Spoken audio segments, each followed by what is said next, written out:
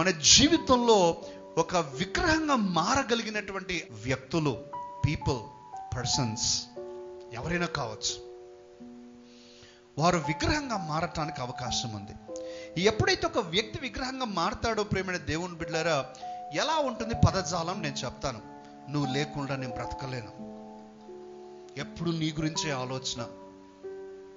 వీళ్ళు ఎట్లా ఉంటుందంటే, మనం ఏదైనా ఒక టెక్స్ట్ పెడతాం అనుకోండి, ఆ వ్యక్తికి పలానా టెక్స్ట్ పెడతాం అనుకోండి, ఇంకా నిమిషానికి చూసుకుంటుంటాం. ఏమబ్బా రిప్లై పెట్టలేదు, ఏమబ్బా ఇంకా రిప్లై పెట్టలేదు, ఏమో కోప్పడినారా, నా మీద బాధపడినారా, మొన్న జరిగిన దాని గురించి ఆలోచిస్తూ ఉన్నారా, ఎందుకబ్బా పెట్టలేదు, ఇంకా ఓరి నాయన బ్రతకనివ్వండి అవతల వాళ్ళని కూడా.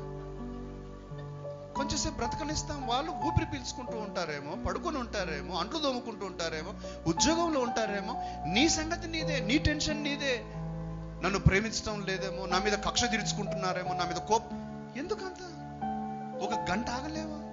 కొన్నిసార్లు గంట కూడా ఆగలేరు కొంతమంది. మళ్ళీ ఫోన్ చేసి టెక్స్ట్ పెట్టాను, వెయిట్ చేస్తున్నాను. It means that person has become an idol for us.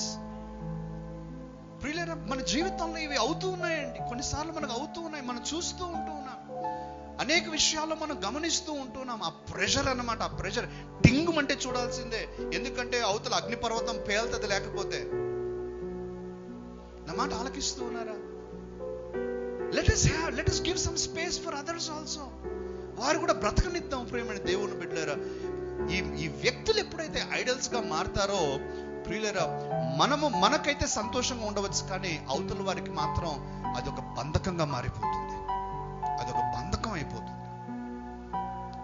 ఎప్పుడైతే నీ ఒక వ్యక్తి గురించి నేను బ్రతకలేను నువ్వు లేకుండా, లేకపోతే నిన్ను చూడకుండా ఉండలేను, నీతో మాట్లాడకుండా నేను ఉండలేను, నీ గురించి ఆలోచించకుండా నేను జీవించలేను అనే స్థితికి నువ్వు వస్తావో, ఆ పలానా వ్యక్తి నీ జీవితంలో విగ్రహంగా మారిపోయారు అని గుర్తు చేసుకోవాలి. అది ఎవరైనా కావచ్చు. కొంతమందికి పిల్లలు అవుతారు, కొంతమంది భర్తలకు భార్య అవుతుంది, భార్యకు భర్త అవుతాడు, కొంతమంది ఈ విధంగా పరిస్థితులు ఉంటాయి ప్రేమని దేవుని బిడ్డ. కానీ అది మన చెయ్యి దాటిపోనివ్వకూడదు అని నేను గుర్తు చేస్తున్నాను. ఈరోజు 2 మాటలు నేను మాట్లాడతానండి. మనకు అవసరం ఇది మనందరికీ ఒక సరి అయిన అవగాహన ఉండటం చాలా అవసరం. కాబట్టి నేను ఈ 2 మాటలు వాడతాను. ఇంగ్లీష్లో అయితే 2 మాటలు, ఇంగ్లీష్లో 2 పదాలు. ఒకటి లవ్, రెండవది అటాచ్మెంట్. Love and attachment. తెలుగులో దాన్ని ప్రేమ, అటాచ్మెంట్ అంటే అనుబంధం అన్నమాట. మనం అందరినీ ప్రేమించాలి, కానీ ఎవరి చేత మనం బంధించబడకూడదు. మనం అందరినీ ప్రేమించాలి, కానీ నేను పలానా వ్యక్తి లేకపోతే నేను చచ్చిపోతాను అనే స్థాయికి నువ్వు రాకూడదు.